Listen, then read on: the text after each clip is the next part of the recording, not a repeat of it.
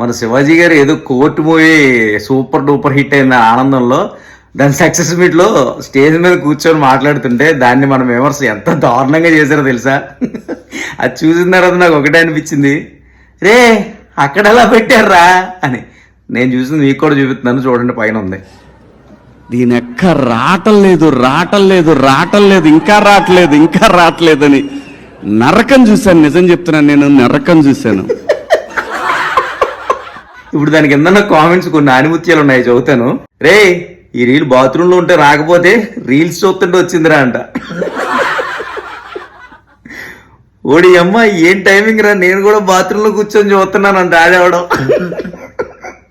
రే అక్కడ ఎలా పెట్టావురా, సేమ్ నాకు అనిపించింది, మనోడికి కూడా అనిపించింది.